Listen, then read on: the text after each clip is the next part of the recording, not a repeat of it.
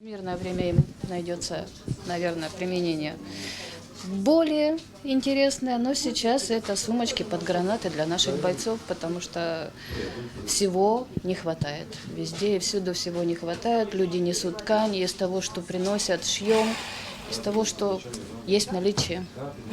Доставок нету, поставщиков нету, Харьков закрыт, Киев закрыт, Одесса закрыта, поэтому мирное население нам в помощь.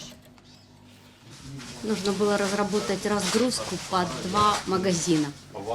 То есть, чтобы помещалось 2, как мне показали, скрученные скотчем, и чтобы они здесь хорошо укладывались. На заказ такого мы просто успели все найти. Заказали, люди вышли на склад специально, чтобы отгрузить нам эти ленты, эти штучки, которые я забываю, как называются.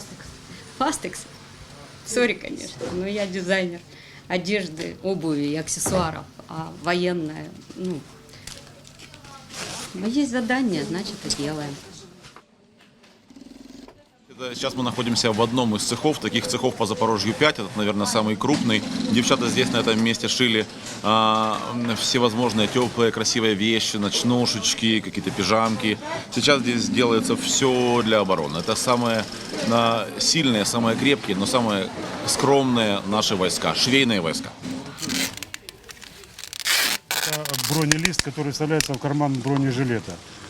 И для того, чтобы лист не ходил там свободно, а как-то имел какую-то там более-менее такую, жесткость или как это назвать, вот оборачивается вот этим вот материалом. Супруга в банковской системе работает, а я работаю на Мотор-Сич. Двигатели на вертолеты, самолеты и так далее.